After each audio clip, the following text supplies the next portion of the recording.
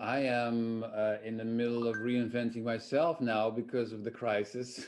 Yeah. Because most of my business depended on events, on workshops and conferences and everything, and all of them were canceled. So that gave me some time to be at home and think about my future. Hmm. And as they say, never waste a good crisis. Yeah.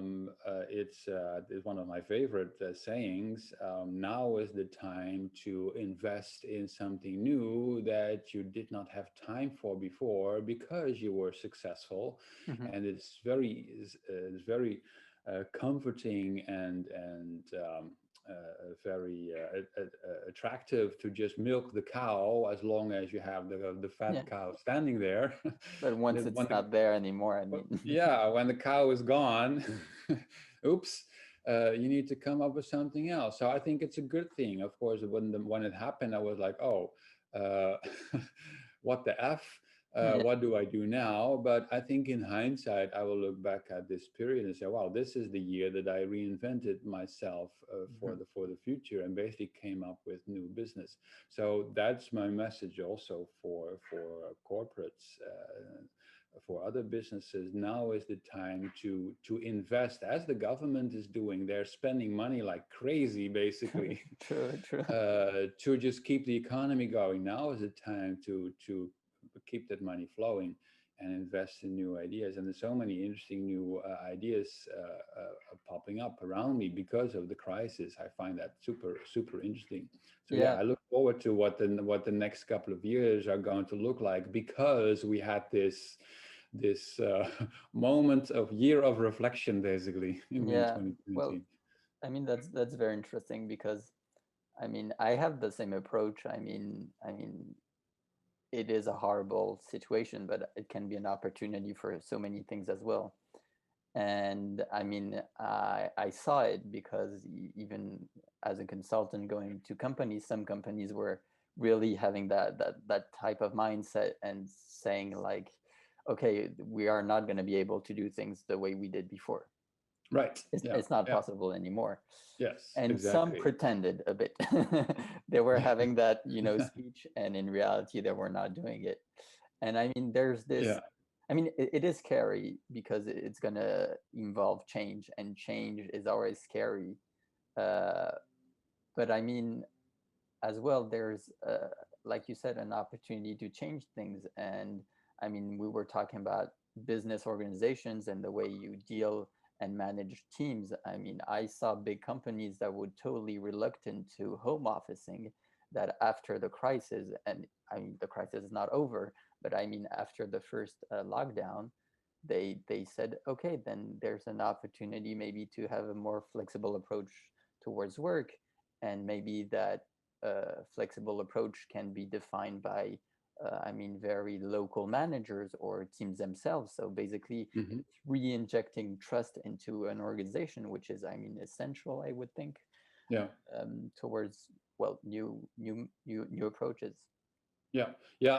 I have no idea how organizations are reinventing themselves Hmm. now. I look forward to seeing those results, but you always look at things in hindsight, retrospective Yeah, coherence, they call that.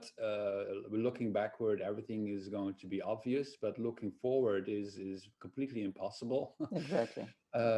But I'm sure things will change, because every now and then you just need to be shaken up a little bit. It reminds me of an interesting case that was described by Tim Harford, a British writer, Hmm. where he said that in the UK, in London, they can measure all the commutes of all the people with the metros and the Yeah. subways and the buses and everything. And they can also see what the usual paths are that people take from and to their work. And then for a couple of days, the subways were not working, Hmm. so people had to find alternative routes. And then when things were working again, about 5% of people stuck to the new routes that they had found. Okay. Okay. That is interesting. It meant that because of the disruption, they found something that was apparently more enjoyable or faster or preferable over the usual route that they had always taken up to that point. It just had to, it took the subway being down for several days for people to go out and find an alternative that Yeah. turned out to be better. Well, And I think that's a nice example of what we can expect. And this can be at all levels, like also at the social level. I enjoy the different ways that people greet each other now, because we cannot shake hands. or So kiss like we do here. yeah, where people use elbows or they Elbows. bow or Yeah. they whatever. And I think some of that will stick, because there are people who did not enjoy the handshaking or the kissing or the hugging, whatever. And some Exactly. of that will, That's a very interesting point. that was normal. Yeah, exactly. And there will be new patterns that emerge, and but some people will stick to, well, I will always bow for now on, Yeah.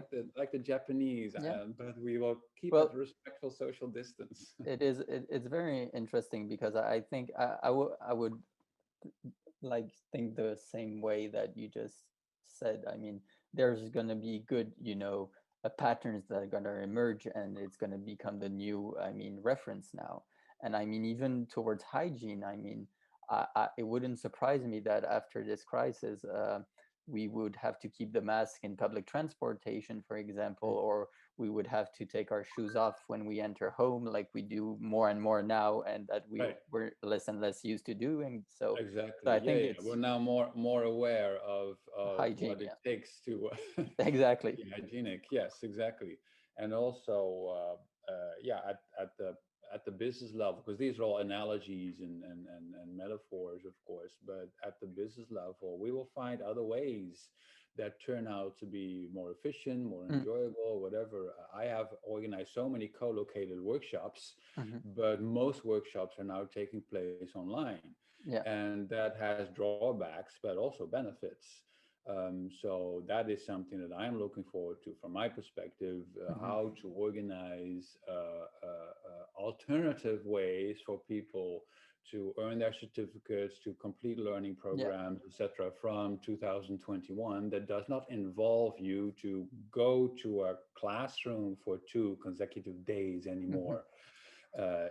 That is enjoyable. I have done it many times, but there are other ways that fit maybe better the new age that we Well, are it is an opportunity to question the status quo. I mean, yeah, as you said, I mean, it's not being a certification doesn't mean we have now to apply for a 2-day training, where usually it's a lot of theory and maybe yeah. old theory sometimes even. Mhm. So it doesn't usually relate once again to, I mean, the current situation.